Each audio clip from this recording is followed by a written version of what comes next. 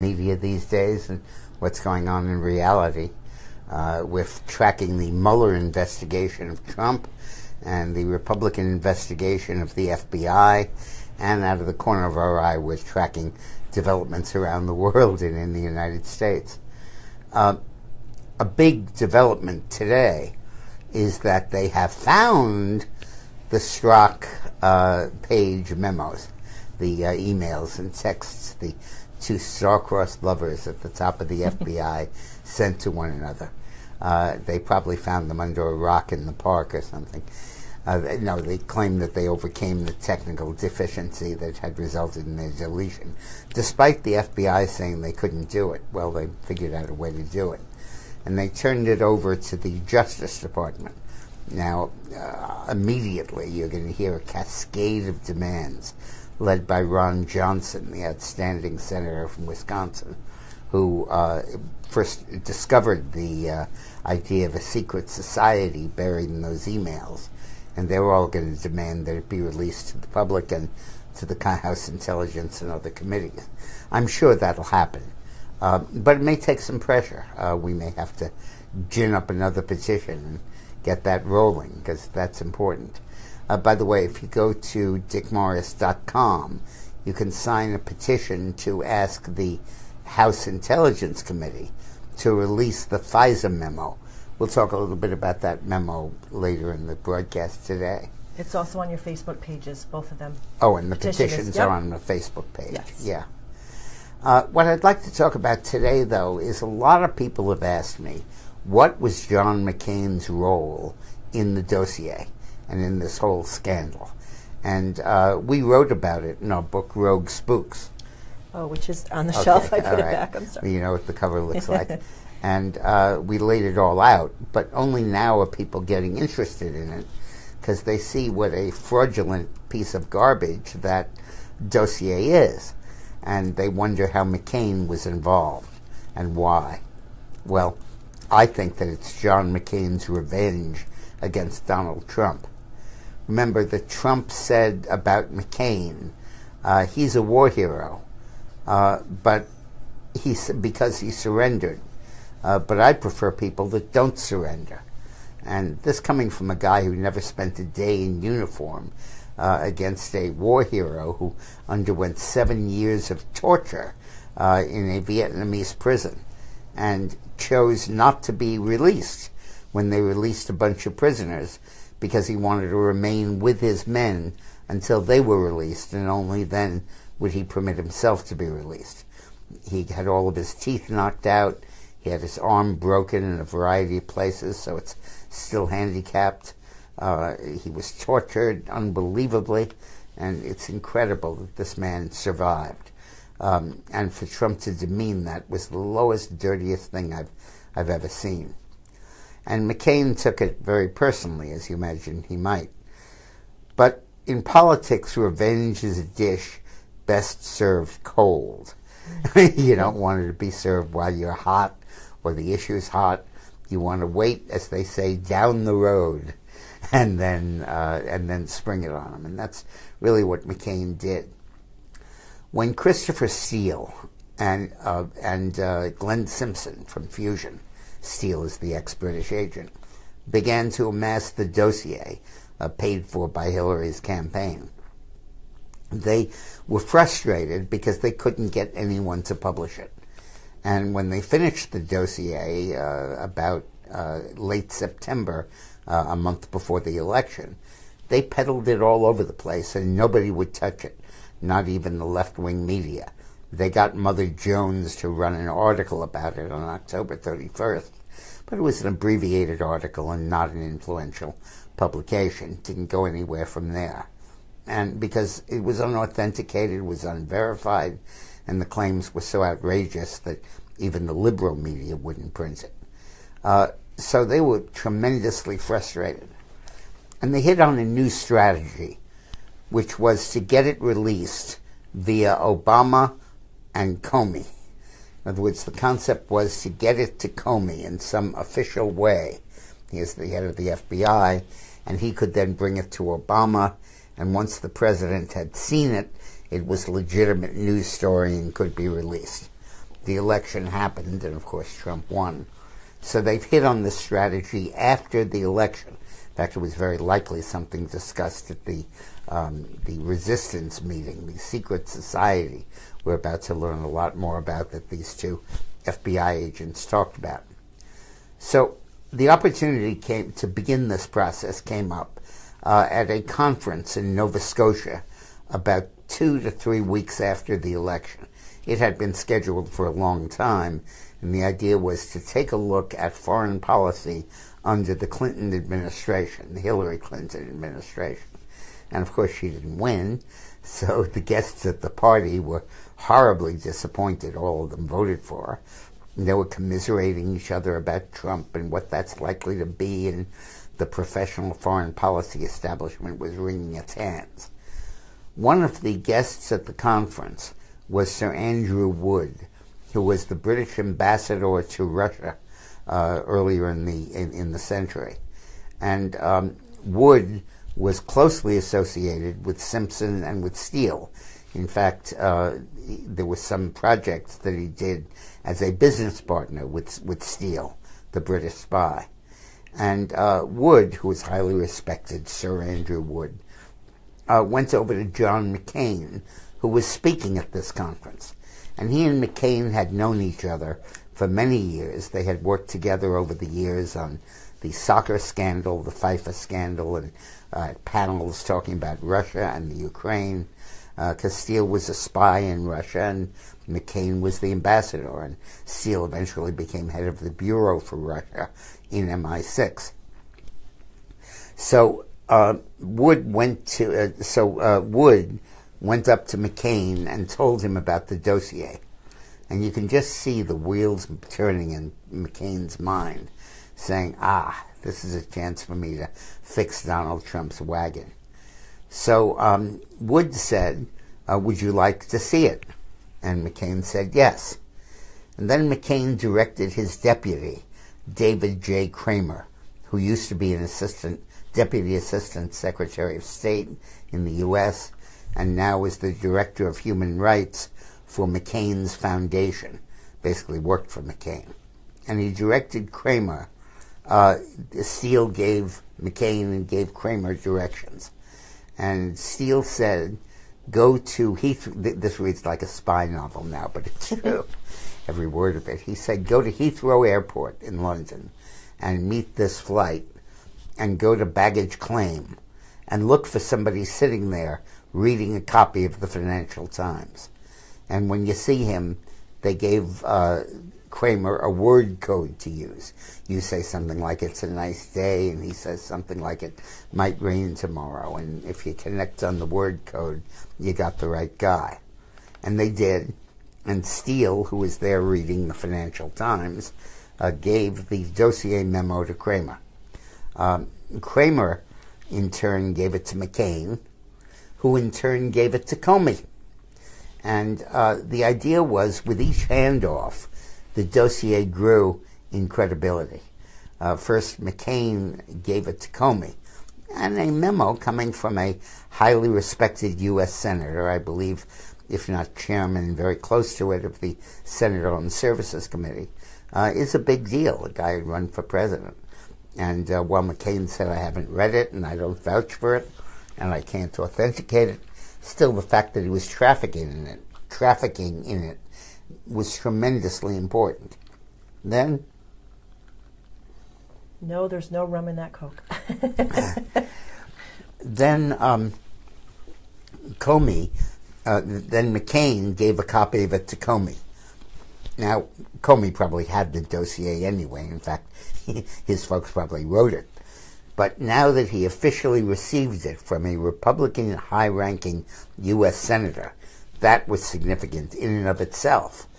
And even if he knew it all to be a lie, he would have been obliged to pass it on to the president. And he did so, with all kinds of caveats of, I don't know if this is true and I can't verify it. But he gave it to Obama and to the leaders of Congress. And immediately it leaked and it got into the paper. And while before they wouldn't have published it just because it was there and unverified, now that it came with the imprimatur of the president has seen this, and the head of the FBI has thought fit to pass it to the president, that made it newsworthy, kind of cleansed it, and made it possible for the media to run the story. And then you know the rest is history. From that moment on, everybody was talking about the dossier. Everybody was buying its conclusion that there was meddling by Russia in the U.S. election, and that Putin and Trump were in cahoots to arrange it. And it led to leaks and news stories. Now, the leaks were phony, generated by the kissing cousins who are atop of the FBI and their confederates in the secret society. And the dossier was phony. It claimed that Trump's lawyer, a guy named Steve Cohn, I think, Cohn, not sure the first name, who worked just down the hall from Trump, Mike Cohn, worked just down the hall from Trump, was Trump's personal lawyer, was the intermediary Trump designated to negotiate the collusion. And it said that he had several meetings in Prague with the top officials in Russian intelligence to coordinate this collusion. Turned out he'd never been to Prague. His passport showed he'd never been. There were no such meetings. And another section of the dossier named the two men who it said hacked the Democratic Committee computer.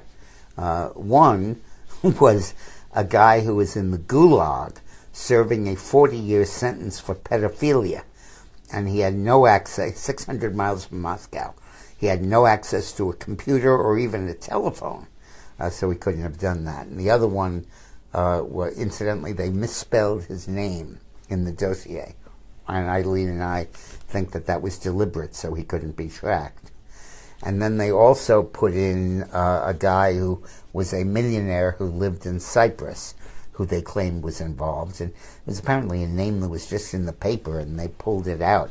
Never happened. This guy was never involved, and he's now suing Fusion for defamation. And the suit is going ahead, and he's deposing them right away. So, and then the dossier said there were prostitutes who were peeing on a bed that Obama and his wife had slept in when they were in Moscow, and that Trump was enjoying the show. Absolute nonsense. And it was so outrageous, but yet it made it up the levels of government because it had been sanitized that way in a process where McCain played the central role. So, boy, he got even with Donald Trump. And that's, I think, why. I think a lot of people are commenting throughout the thread about they don't believe McCain is a hero. Annie DeFondi lives in Arizona, and she said she actually saw him mistreat a reporter, and she cried. So what are your feelings on that? Well, he's an ornery guy. I know him pretty well. He doesn't mince words. He's snappish. I suppose you tolerate fools less and less after you've been tortured for 7 years. But keep your eye on the ball. He was the son, and I believe the grandson, of the #1 official in the Navy, the U.S. Navy. And when he parachuted to safety after bombing Hanoi, the Vietnamese picked him up, and he was quite a catch, the son of the head of the Navy. And they tortured him viciously, ruthlessly, knocked out all of his teeth, broke his arm. Oh, yeah, when he parachuted, he broke his leg, and they kept it broken. And they kept hitting it and banging it with hammers to make him. So please, he's a hero. Yeah. Well, James Cody wants to know, why was McCain given a presidential pardon? But he wasn't pardoned ever, was he? No, a Medal of Honor. People think that he was pardoned. No, a Medal of Honor. Yeah. Nothing to pardon him for. Exactly. Okay. There was a scandal about 20 years ago involving McCain and a guy named Keating, who was a banker. And there was a suspicion that there were some favoritism given to loans because of McCain's influence. But he was never really implicated, never indicted, and apologized for any role he had. This guy's a hero. Okay, good. Deborah Pollard Maddox asks, what could it mean for Obama if his FISA abuses become public? I think that this could lead to a very serious investigation of Obama's use of FISA, and really besmirch his reputation. He has a kind of good guy image, you know, and I think that could really hurt him. Now, let me explain the state of play on that. I was going to do it later, but let me do it now. There is a memo that was prepared by the staff of the the House Intelligence Committee that went through all of the issues surrounding the FISA warrants, and particularly focused on the warrant that FISA issued to tap the phone of Carter Page, who was a member of Trump's staff, not really a paid member, but an advisor to Trump. And he was mentioned in the dossier as one of the people that arranged this collusion. In fact, he didn't. Carter Page was the head of, I think, Amex in Moscow, American Express, Merrill Lynch, I think. And in the course of that, he had dealings with all the top Russian officials. He gave a speech in Russia saying that if Trump were elected, he would probably backtrack on the sanctions against Russia. And that got a lot of publicity, and it gave rise to the idea that this was a feeler from Trump. But then Trump wrote him and said, "You're not my advisor, you're not on my staff, nothing you said is accurate," and so on. And it kind of died. But in the meantime, based on the dossier, the NSA went to FISA and said, "Please let us wiretap this guy." Now, the NSA claims that it was not just the dossier, that they had other confirming information. And the Republicans on the Intel Committee say nonsense. It was the dossier. So you took this phony document and you used it to get authorization to spy on a member of Trump's transition team. And this is a red-handed example of this conspiracy. We write the phony dossier, we lie about people, we submit the lies to the FISA court, and we use it to beg them to give us the capacity to eavesdrop somebody, wiretap. We wiretap them, and then we prosecute them for what they said. And the House Intel Committee has a memo that explains all of this. They are not releasing it to the public yet. The public's demanding it be released. The Democrats are demanding that it not be, and the controversy is raging. They will be released. These are all released in the end, and I think it'll be very bad for Obama. It'll really splatter all over him. Any other questions about McCain before I go on? No, but Susan Sisson says this could make a great movie one day. Okay. Yeah, I mean, it reads just like a James Bond spy novel. In fact, Christopher Steele's friends in Britain called him 007 because it was so reminiscent of James Bond. Now, there was a very interesting summary by Charles Lipson, the writer, about the issues that are now pending with the FBI and the investigation that Mueller's running against Trump. And I'd like to just go through it because it's easy to lose those in the process. There are so many. By the way, before I leave the McCain thing, appended to the top of this, and it will be, yes, is an article I wrote going through the McCain thing. You know, in the 5 minutes I do on these shows, I can't go into the depth about it. And there's a lot of detail there that is so fascinating. So I wrote this column that explains it, and I urge you to click on it and read the article to supplement what I was able to say here. I'm pinning it to the top of both of your Facebook pages. So if you go to Dick's Facebook page, scroll, it'll be the first post. Great. So the first question is, why did Comey, former FBI head, prejudge and soft soap the investigation into Hillary Clinton's private server even before they interviewed Hillary and even before they interviewed 16 other of her associates? Now, some people have said that the reason is that there were emails back and forth between Hillary and Obama, and that Obama had to know that he was dealing with a private server and focusing on security matters. And his complicity in being involved in that dialogue rendered him vulnerable to the charge of breaking national security. The idea is both ends of the pipeline are at fault, even the one that initiated it, but also the one that received it. The other point, of course, is that the Democratic administration was circling the wagons around Hillary, and there was no chance that she'd be indicted. They were determined to keep her in the race. And when the scandal failed to percolate and mature before the Democratic convention, so that Hillary was the official Democratic nominee, you know that the Democrats are not going to indict her. And but the issue of how that decision was made is, I think, a very important one. And part of that is that in his speech announcing that he was not going to indict Hillary, Comey said that Hillary was extremely careless, those were his words, in handling classified material. Now, it appears that the original memo sent to him by his staff, drafted for his approval, did not say extremely careless. It said grossly negligent. And gross negligence is the standard set up in the legislation for what constitutes a crime. So they basically were saying she committed a crime. And Comey changed the language to extreme carelessness. And the question is, why did he do that? And why did his staff originally say it was grossly negligent, which it clearly was? Why did the DOJ give immunity so freely to obtain evidence that could easily have been subpoenaed by a grand jury? Why did they go around for all of these witnesses, the 16 of them that testified about Hillary, and give immunity when that testimony could have been subpoenaed by a grand jury? I think the answer to that, of course, is that they wanted to give them immunity so that they knew they wouldn't be prosecuted, so they could go ahead and protect Hillary, even if it meant not telling the truth.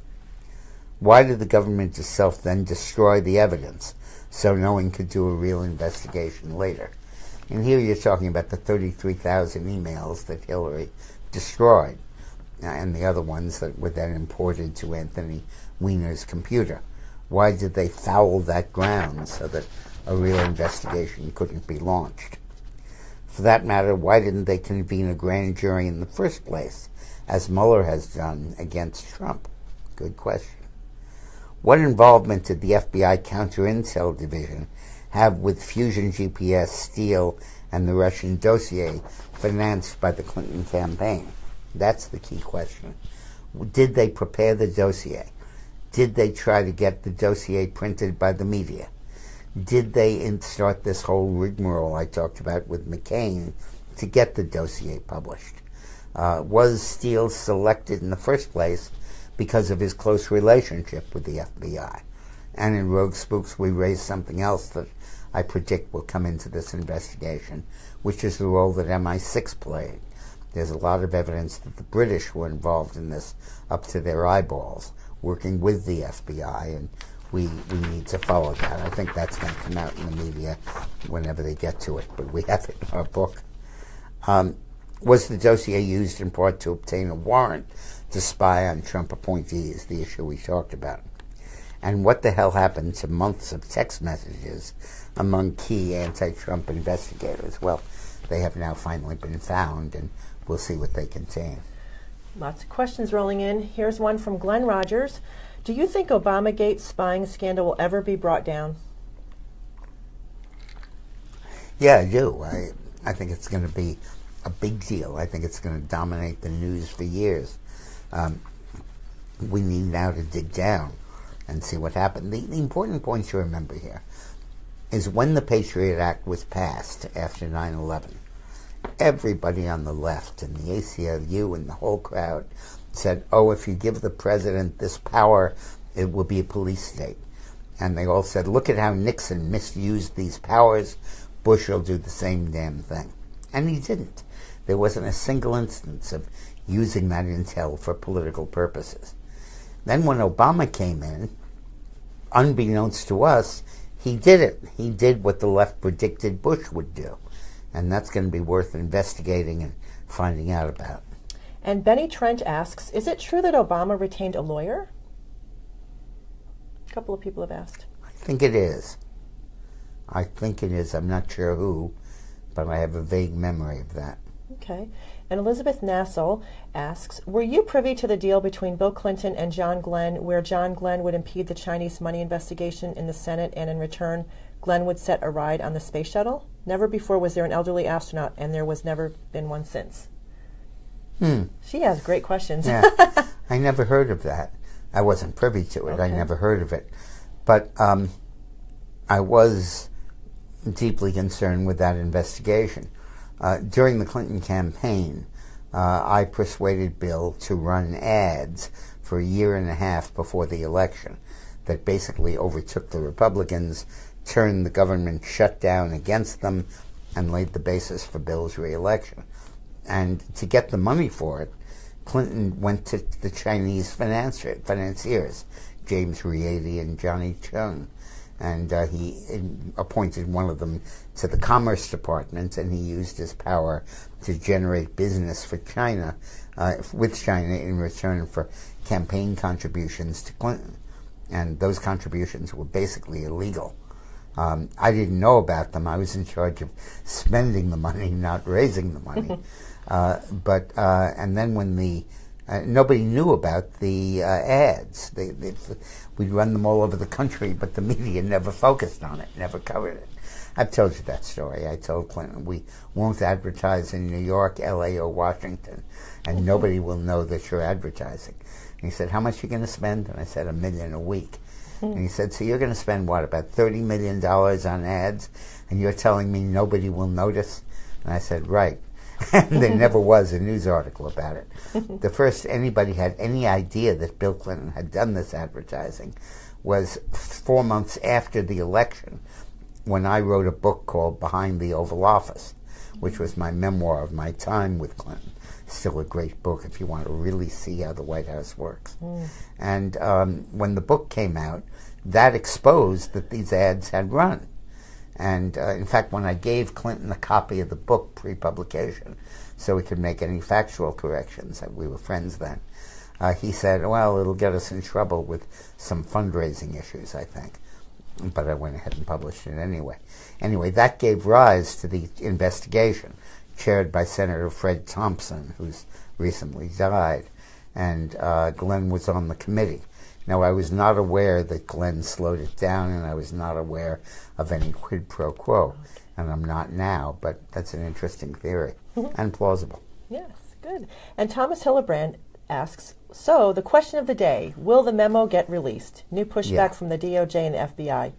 Yeah, it will. It will. Good. I told you when I worked with Clinton, we were always meeting to decide should we release these documents that Congress wanted.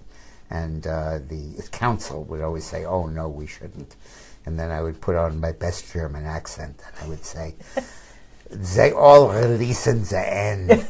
Spare yourself hours of pain and suffering and release it now. That act became a little bit worn over time. We always did end up releasing. By the way, people have been writing and asking about Winston Churchill if he's coming back. So got to give you more. Yeah, definitely. Now, there's another piece of information about our friend Robert Mueller that I think you'll love, and you probably knew this, but you've probably forgotten it. I had. He was head of the FBI for 12 years.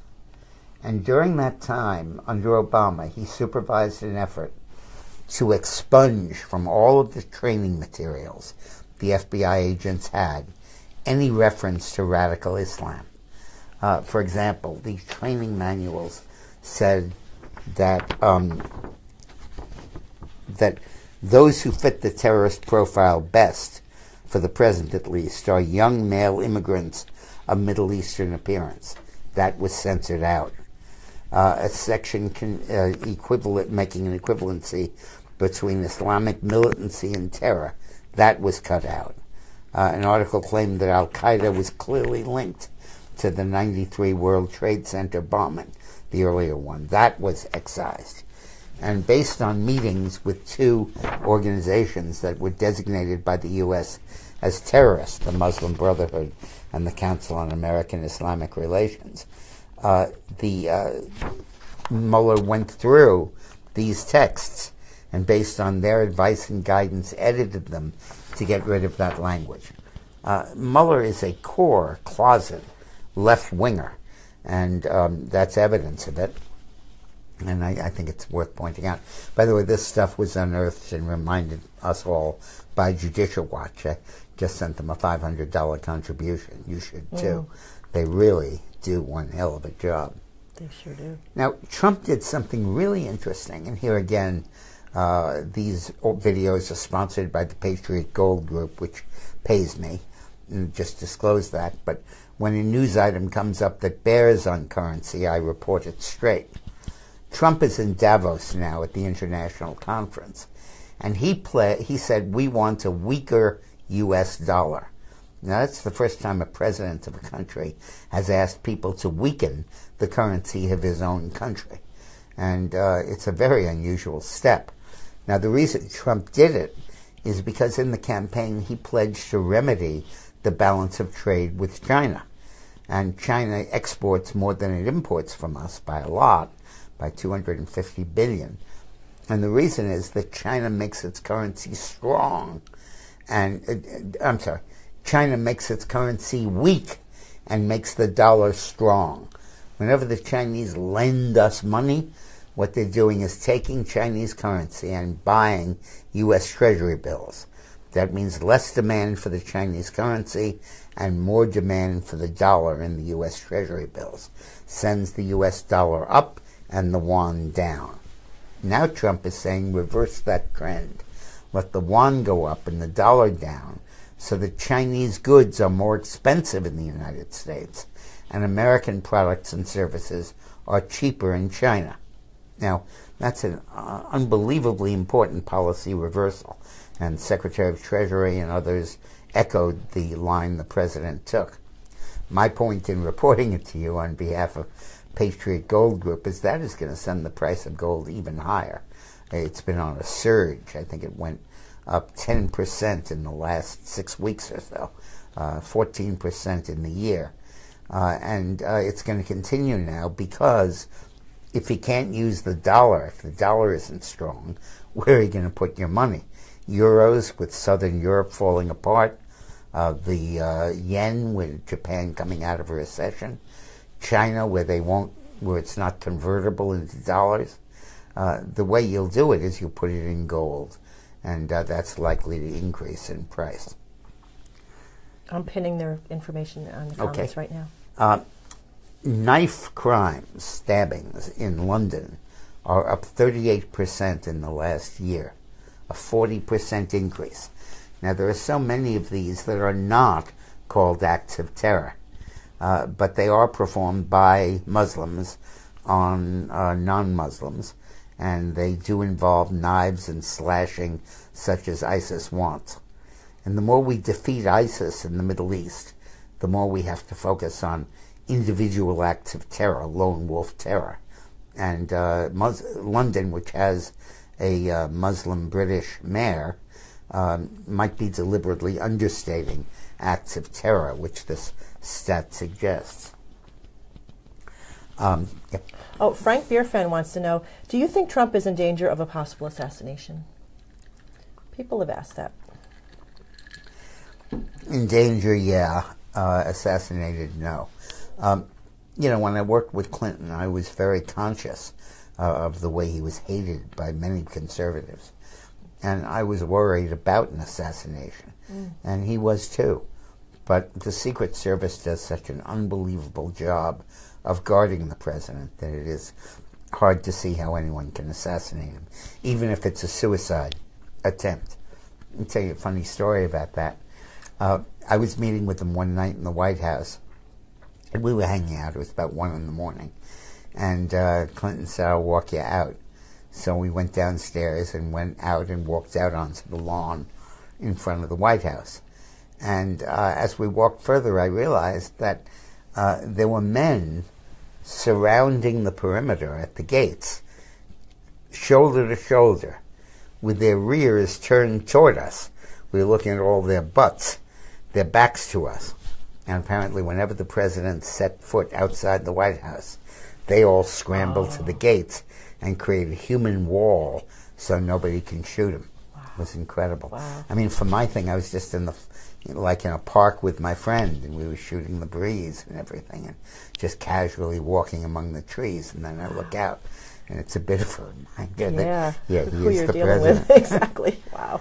Now, Trump has been talking up coal a lot. And while I am not an alarmist on global warming, I do believe that climate change is happening, and I do believe it's a good idea for us to reduce our dependence on coal. But Obama did it in a vicious way that closed mines and put miners out of business, as opposed to the responsible way, which is to research burying the carbon dioxide in the ground so that it doesn't go into the atmosphere. Even under Trump's policies, however, coal use is down by 2.5% this year and 38% over the decade. So the coal, when Obama took office, provided half of U.S. energy. Now it provides less than a third. And when your friends say that we're not doing anything about climate change, quote that stat to them. Of course, the greenies don't like that, because instead of coal, we're doing natural gas, which has half the carbon emissions of coal. But it's not renewable sources. It's not a windmill or a solar panel. So they don't accept it. But I do, and I think it's pretty good progress. Last item is I think one that's really significant. The Treasury Department has imposed yet another round of sanctions on North Korea. And if you're saying, oh my God, there's sanctions up the wazoo. Each of these sanctions designates new individuals and new businesses that nobody can have any commerce with. No bank can lend them money. No bank can take a checking account from them. They have to keep their money under the mattress because they do business with North Korea.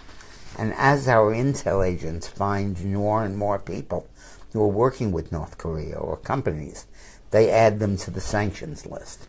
And this is going to have a real effect on North Korea, and I think solve this problem without loss of life. They sanction North Korean and Chinese trading companies, North Korean ships, and North Korea's Ministry of Oil. They also hit North Korean representatives in Russia and China who have helped North Korea transfer chemicals and equipment used for weapons production.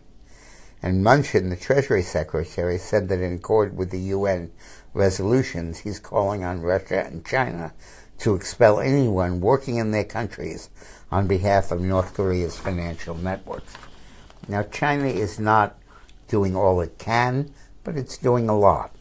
And I believe there's a very serious chance that in the next 6 months, North Korea is really reduced to starvation. And at that point, a settlement might be possible, probably with some federal structure with South Korea, which is kind of face-saving, but one that will end the threat of a nuclear war. Wow. Harriet McKay wants to know, would the Susan Rice records now at the to-be-built Obama Library reveal what Obama knew about surveillance and when he knew it? Well, they might. They might well. Usually that stuff is pretty well expunged by the time it gets there. But clearly, Susan Rice is the place to look. She was the one who went in and said, who are these guys who had been wiretapped? Unmask them. And the names of Trump transition people came out, and that permitted them to go ahead and really close them down. And Chris McDonald and Charlie Denton both wrote in and said Obama has 9 lawyers. They just read about that. I thought 9 lives. That too, probably. And let's see. Betty Clark wants to know, what about the Clintons' involvement in the Vince Foster death? A lot of comments come through about the people are afraid you're going to suicide yourself. No. Well, I'll tell you what. If you find that I committed suicide by stabbing myself in the back and then jumping off a 20-story building, you should not take it at face value. I was on a cruise years ago with Ken Starr. Actually, this is a hilarious story. Right after I left the White House, the YPO, Young Presidents Organization, invited me to go on a cruise and give speeches, and they called it the Rebel Chapter, the Southern Chapter. And I did, and I loved them. We had a great cruise. And I found my co-speaker was Ken Starr, and I just left Clinton a few months before. At the time, I cracked a joke in my speech, saying the only reason I agreed to go on this cruise is that my boss relinquished control of the submarine fleet a couple of months ago. So there was no danger they would sink this ship to get Mr. Starr. But I asked Ken about it, and he said, you know, he's no partisan of Clinton's, obviously. And he said, no, look, I investigated this 9 ways to Sunday. I went through all of the theories, all of the stuff, and it was not a murder. It was a suicide at that location. I didn't then go through and say the leaves were moved and the grave and this and that, but I take that at face value. I knew Vince Foster. We met each other during the work I did for Clinton in Little Rock. A devoted loyalist, a hell of a nice guy, and damn shame that he died.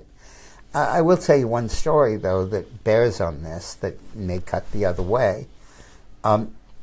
The day Foster died, that morning, the next morning, I got a phone call from the chief of staff at the time, blocking on the name, the Clinton's long-term friend, a utility exec who was the chief of staff. And I didn't know him very well. We had never worked together in Arkansas, and we'd never spoken before by phone. So this was a very unusual call.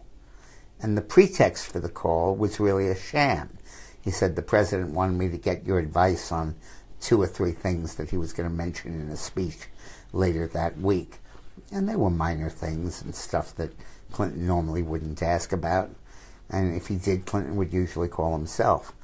So I was really on notice about it. And then after about 20 minutes of casual conversation on this nonsense, he said, by the way, we're all really sad here about Vince Foster. And I had not seen the TV or looked at the paper that morning. And he said, and I said, what? And he said, Vince Foster killed himself yesterday. And I was sad, and he was sad, and we were commiserating about what a nice guy he was. And then Mac McClarty was the guy's name, asked me, have you heard from Vince? Did Vince call you or talk to you lately or write you anything? And I said, no, I haven't been in touch with Vince in 5 years. And he said, oh, okay, we just wanted to check that out. Interesting. It is. Well, Terry Thomas said, I got your back, Mr. Morris, pardon the pun. Okay, so, as you know, I'm thanking the sharers of the day. Every day Renee gives me a list of the people who've been really good about sharing my video.